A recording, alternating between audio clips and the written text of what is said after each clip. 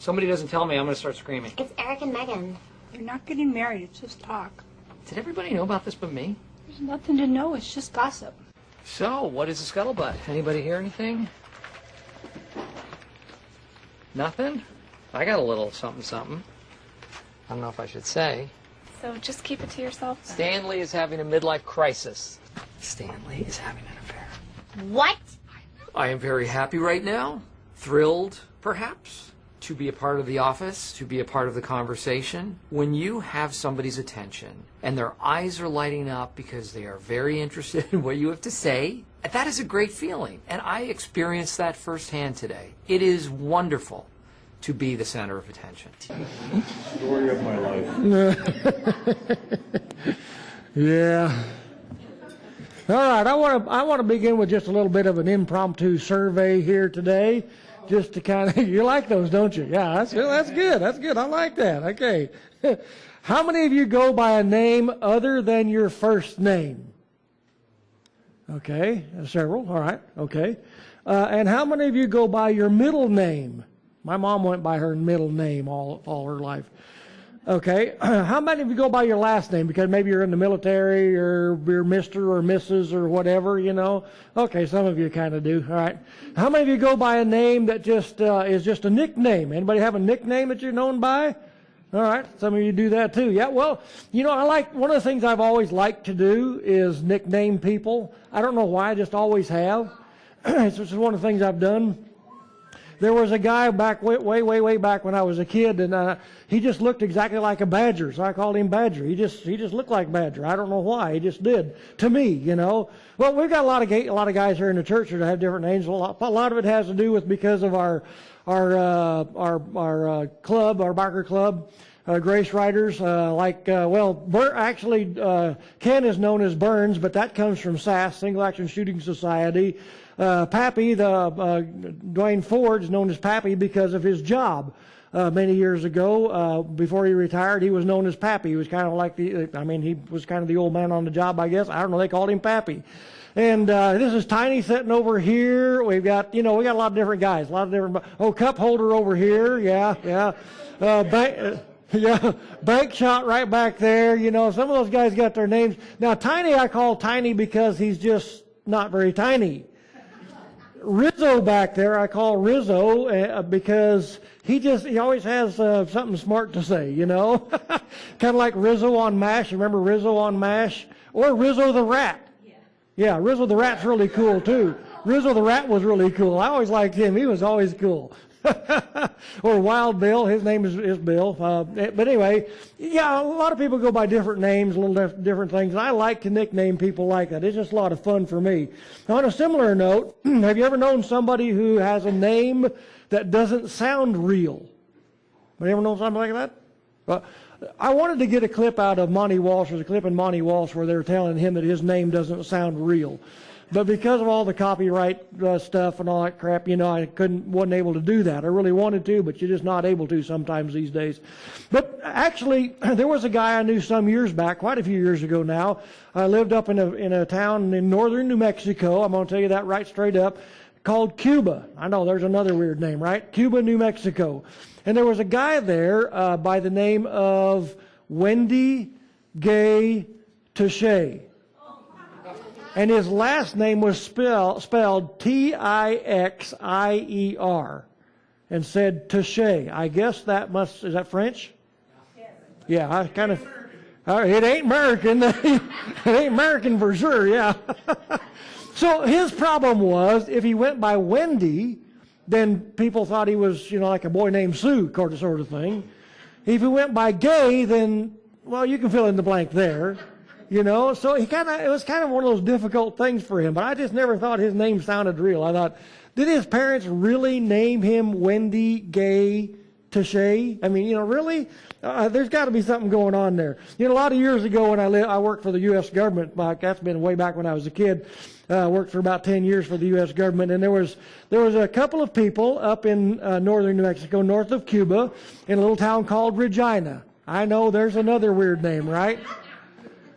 Regina. That was what it's called. It's still there. And their name was Jan and Kay. And I'd go by to see him, on a pretty regular basis. Whenever I get up that way, I'd drop in and say howdy. We'd visit and we'd drink coffee or whatever together, the kind of things. And when I get back to Cuba, and I talk to my friends and then tell them I've been up to see Jan and Kay, and they were always giving me trouble about going and seeing those two women. Well, his name was Jan, her name was Kay. They're a married couple. So, maybe it's a good thing that a lot of us just go by normal names, like, Dave or Joe or Fred or whatever. I don't know. But we do have a very famous person that comes to church here, and he actually sings up here every Sunday. His name is James Bond. That's his real name. I feel very fortunate to know James Bond. However, he says he's just 006 and a half. He hadn't made it to the 007 yet. And maybe because he's 006 and a half feet tall, that might have something to do with it too. I don't know. He's a pretty good sized feller anyway. Anyway, just let me welcome you to GraceLive.tv. Just glad that you're here with us today in El Paso, Texas. And welcome as well to all of you who are viewing us online. It's really great to have you with us from all over the USA and around the world. We're beginning a brand new series today called Flibbertigibbit. That's right. How many of you ever heard the word Flibbertigibbit? Okay, some of you have. I hadn't heard that word before either. I ran across it, don't know where I ran across it or how, but I ran across this word called Flibbertigibbit. And I thought, well, that's pretty funny. I like funny words. That's fun to say and those kind of things. So how many of you know what Flibbertigibbit means? Those of you know the word. Okay, one or two of you, well, one of you knows what it means, a couple of you. Flibbertigibbit actually means it's a frivolous, flighty, or excessively talkative person. Okay? So you might be able to guess then what we're going to be talking about in this series, because the writer of Proverbs said a person who talks too much gets into trouble. I'd say that's probably true. I was thinking there was another place, I couldn't find it, that says to avoid a person who talks too much, because you know what, if they talk too much, they're gonna talk about you the next time, whoever they talk to next time. So you may have already guessed that what we're going to be talking about then is just that one word, gossip, which is close enough to being Flibbertigibbit. If you got somebody who talks too much, there's going to be some gossip thrown in there. They talk too much and start talking about other people as well. Well, Paul talks about, in my opinion, gossip in Romans chapter 6. And in my opinion, gossip is probably the most serious problem that we have in our society today, in church, in society as general, all those kind of things. Gossip is a problem that's destroyed more lives and probably torn down more great men than anything I can think of. I mean, you know what? Just run for president sometime and they will find every speck of dirt on you that you've ever been in your entire life from the time that you were 6 months old, And a lot of that certainly is gossip, Flibbertigibbit, just talking too much. Some of it's true. Probably a lot of it's true. Some of it they admit to. Some of it they don't. If you're in a public, position of any kind, then you're kind of open for those kind of things, as I well know. As a matter of fact, I try to be, and I've tried a lot harder in years past. I'm getting to be an old fart now and just don't care no more. But I used to be really, really, really careful about what I said in public from this position, because a lot of people, what I found out is that it really doesn't matter. I guess maybe that when I learned that with age, it really doesn't matter. You can say things the right way and somebody will still take it wrong. Really doesn't make any difference. And they will use that against you anyway, Many years ago, there was a man who accused me of saying some things about him from what was then the pulpit, And anyway, that particular message was taped, and he really wanted to crucify me over it, for no doubt. I mean, he tried to take it to church and all those kind of things, but it was taped, on CD or on a cassette player. And so, you could play it back and say, no, I never said the guy's name. I didn't say anything like that, But he took it. Well, I think the Holy Spirit was working on his life is what it was, and he didn't want to admit that. But you understand what I'm saying, because there's a lot of that kind of stuff that goes around. So Paul is talking about, I think, in these verses about those kinds of things. And so he says, so I urge you, he says, brethren, keep your eye on those who cause dissensions and hindrances contrary to the teaching which you learned, and turn away from them. In other words, there are people in our world today who can't be trusted. You know that. As a matter of fact, we probably know that more today than we used to in years past. Because today we've got all of the, communication devices and all those kind of things, and there's lots and lots and lots of flim-flam people out there that are going to take you for a ride in all kinds of different ways, stealing your identity and all different kind of things that they do. So we may be a little more aware of that today than we were in years past. I don't know. But you know as well as I do that there are people that do not have your best interest at heart. They'll make you think so. They'll smile at your face and stab you in the back, but they will ruin you. They will leave you bruised and bleeding beside the road, and they will step over you and walk on without ever even looking back. So Paul says, watch out, be aware, be careful, because the place where you might least expect to find people like this is the place that sometimes you need to be most aware. Of course, Paul, talking about writing to the church, I think he's talking about church people, just straight up. I think he's saying, listen, you need to watch out, because there are people, even within the place that should be the most secure place in the world, there are people who are still out to ruin you, to leave you bruised and bleeding beside the road, So, as you read this verse, you almost have to ask the question, and that's what I'm going to do, is ask the question, is gossip, is Flibbertigibbit what Paul is talking about here? Is that the subject of this verse? I mean, what kind of people do you believe that Paul is talking about that are so dangerous that he says you need to stay away from them? What kind of people do you think you need to watch out for the most in our world today? Well, I want to kind of go through the list of things that we think about when we talk about people, dangerous people, before we actually get into talking about gossip, about Flibbertigibbit. Because it is possible, if you just take those words for the way they are, it is possible that Paul was talking about people like thieves or robbers or, drug addicts or prostitutes or whatever. But, I think we can kind of throw that out, because those were the kind of people that Jesus hung out with the most. They just are. Jesus was constantly accused of hanging out with tax collectors and sinners and prostitutes and all those different kind of things, eating and drinking with prostitutes and sinners. You find that over and over and over again, and he didn't apologize for that, so I don't really think that's what Paul has in mind here. The other possibility is that Paul has con artist preachers in mind. We know that there's a lot of those out there too, right? Turn on your TV almost any time of any day, and you're going to find that there are people there that are con artist preachers, and some of them just make me gag. I don't know how in the world people fall for them. I really don't. I don't know how in the world you could fall for some of the crap that they pass out. It's just like, really? You got to be smarter than that, But there are con artist preachers who prey on churches and church members, and on gullible people who can be taken for a ride, take their money, those kind of things, Quite a number of years ago, and I mean that really, quite a number of years ago now, I knew a pastor of a church over in Carlsbad.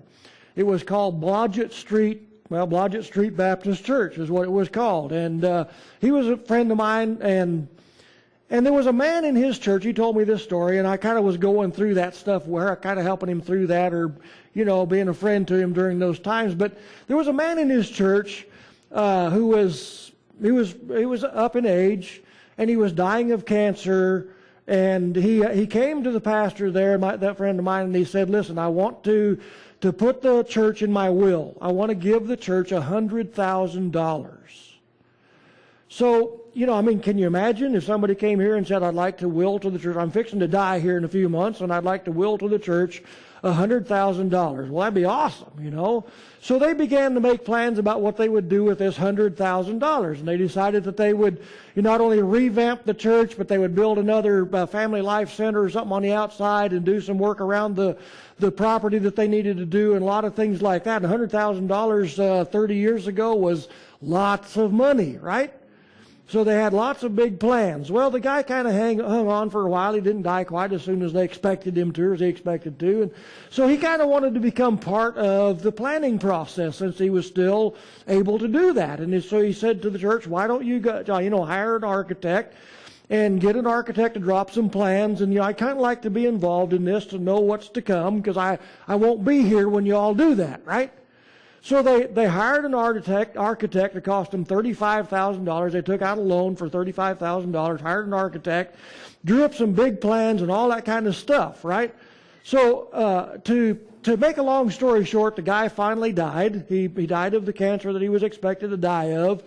And so when they read the will, that's when they found out that not only did he not have $100,000, he was so deeply in debt that his family couldn't even hardly pay for the funeral to put him in the ground.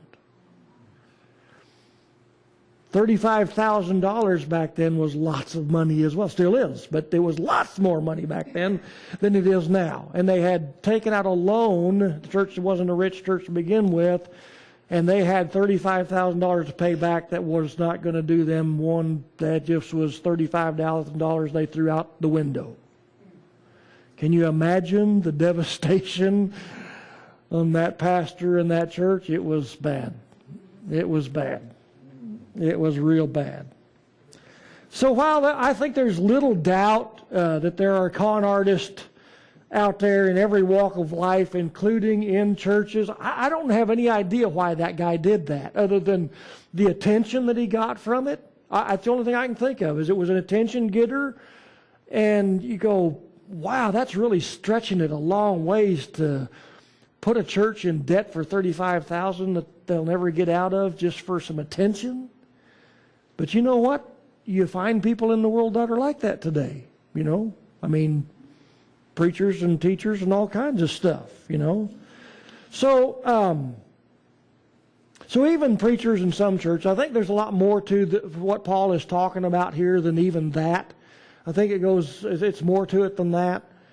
So, I think that we can at least entertain the idea, recognize the idea, the fact that Paul seems to be talking about, and probably some of you have already crossed that threshold and said, you know what? From what Paul says, it looks like he's talking about false teachers, right? Teaching a false gospel. Look at it again. He says, I urge you, brethren, keep your eye on those who cause dissension and hindrances, contrary to the teaching which you learned, and turn away from them. That has the flavor of a false gospel, does it not? A false teaching. Of saying they're preaching a gospel that is false, and they're causing a lot of dissension in that way, and those kinds of things. The hindrances that are contrary to the teaching you learn. So he does seem to be referring to, false teachers or a false gospel. Something that's based on works instead of on faith, right? We understand that here. And so even though I would agree that seems to be kind of what Paul is talking about here, at least to be a part of what he's talking about here, I also think there's more to it than that. I think it gets deeper than that. I think there's more to it than that. I think that there's a portion there that we may misunderstand or misread or whatever. So the question then is, if he's not talking about, which I think there's a good possibility he's not talking about false teachers, what is he talking about? Well, if he's talking about controversies or things that are contrary to the teaching which you've learned, if he's talking about teaching a false gospel, if that's what's in his mind, let's look at that idea, that possibility for a moment, because that's a viable conclusion. Specifically, probably legalism. I'd have to say that if that's what Paul is talking about here, about hindrances and dissensions and controversies, that legalism serves more to draw people together than it does to drive them apart. Now, on a grand scale, as far as denominations and churches and religions and those kind of things, on a grand scale, certainly it causes great division in the church general, because that's why we have 3 or 4 or 5 or 600 flavors of Baptist and 2 or 3 or 400 flavors of Methodist and all those kind of things, right? Because everybody's got their own ideas about what's going on here. On the other side of that, if he's talking about hindrances within the church, within this setting, this kind of a setting, then legalism really serves to draw people together. I mean, think about it. It's the rules and the regulations and the laws of legalism that make sure that you don't have somebody in here that believes different than you do, right? So that actually serves to bind people together rather than drive them apart. So from that standpoint, I'm saying I kind of have my doubts if that's what he's talking about, especially since he says causing dissensions and hindrances contrary to the teaching you learned, meaning that that if it's legalism he's talking about, legalism tends to draw people together. I mean, that's what clubs are formed for. That's why you have organizations, is because they all have their own set of rules and regulations that you abide by in order to be a part of them, to make sure that everybody gets along. And if you don't get along, they throw you out because you don't agree with them anymore. Well, we don't do that here. We don't have all those rules and regulations and all that stuff. Our bylaws and Constitution is very vague for that reason, because there isn't any need for all that crap. This is all about Big G grace. It's not about whether you've been baptized or not, or whether you can join the church whether you're a believer or not. No. You know what? I don't even ask you if you want to join with this church and be a part of this congregation. I'm not even going to ask you if you're a believer. That's immaterial, because I'm just glad you're here. It's the people out there on the street that need to be in there anyway, right? And they need to belong. And if they feel like they belong, whether they claim the name of Jesus or not, I'm good with it, because that means they're surrounded with people who do claim the name of Jesus, and they're going to learn some things. We're going to love them in and teach them what Big G grace is about, that it's not about all the sin issue and all that other stuff that goes along with that, right? So the reason that rules and regulations, to begin with, is for the purpose of making people come together rather than driving them apart. So, in my opinion, Paul is probably more likely talking about the divisions and controversies that come from this other source, which is gossip, flibbertigibbit, right? My opinion. Now, let me show you what I mean. Let me show you how I came to that conclusion, if you want to call it that. Because Strong's, which is a Greek dictionary, defines the word dissensions in the Greek as controversy, a popular uprising, an insurrection, or an uproar. Okay? And the word hindrances is defined as a snare, occasion to fall, or stumbling block. So while I still agree that Paul could be talking about or referring to those who teach a false gospel, I found something really interesting when I compared these words with words that are found in the Old Testament. The fact is, Solomon tells us directly in the book of Proverbs that there are 6 things that the Lord hates. Yes, he says, there are 7 which are an abomination to him. Now, what you got to know about this is a literary device by which they make the 7th thing the first thing, or the last thing has been the most important thing. So he's not forgetful like me. He hasn't lost his mind. He didn't say, oh, there's 6 things. No, wait a minute. No, I think there's 7. That's not what he means here. It's a literary device by which he's saying, listen, I'm going to put the emphasis on the last thing. And so that's, in other words, making it the worst possible of these 7 things that he's fixing to talk about. Okay, so what are they? Well, he says they are haughty eyes, a lying tongue, hands that shed innocent blood, a heart that devises wicked plans, feet that run rapidly to evil, a false witness who utters lies, and one who spreads strife among the brothers. So which is the worst one? Well, the last one. The one who spreads strife among the... Well, what's the best way to spread strife among the brothers? That's hard to say. Well, obviously, it's through gossip, right? I mean, just pass a word or two here and there, and you can spread all kinds of problems, you know?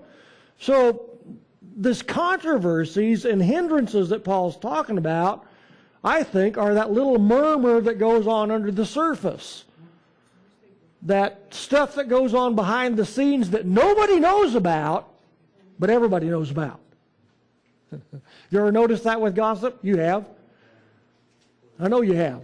That people who spread gossip, who talk about gossip or those kind of things, if you ever ask them about it, they have no idea. I never knew that. Well, yeah, they did. And so does everybody else. Just nobody's willing to talk about it. Because nobody wants to get hung for it, you know. It's that little murmur that goes on under the surface, behind the scenes, you know, over the phone lines. You know, probably not in a text message, because a text message can be, you know, used against you, anything that's written. Probably not in I get letters, or used to get, I don't get letters anymore much. Email once in a while, but you know what, if there's a controversy, if there's a problem that's going on behind the scenes in the church, I've got some letters in my office that I hold on just for posterity. And if I showed them to you, they would curl your hair if I had some. But you know what? Most often they don't sign them. It's a letter that's passed under your door with no signature on it. And I was told a long time ago, listen, if they won't sign it, don't even read it. You know, just poison your brain anyhow. Don't even read it. It's not worth even looking at, you know. But the problem is that people know that if they sign their name to it, if they claim it, then they can also be hung for it. So gossip is one of those things. Flibbertigibbit is one of those things that, you know, that goes on behind the scenes that nobody knows about, but everybody knows about. And you can't pin it on any one person, because when you start to try to pin it on one person, they'll pass it to the next and to the next and the next, and you never get done. It doesn't ever happen. So the question then is, and we're going to end here for today, what does Paul say that we should do about it? Well, obviously, he says the very first thing is just to turn away from them. Don't be a part of it. He said that's number one on the list. Turn away from it.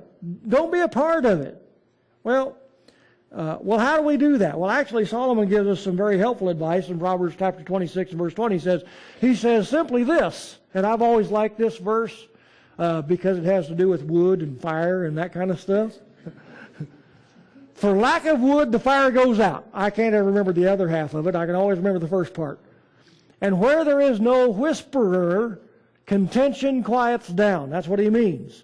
If you've ever built a fire, ever had a campfire, or, you know, I've heated my house with wood for 37 years or so, and cut lots of firewood and those kind of things. And if you ever had a campfire of any kind, you already know that if you got to have more than one piece to start a fire.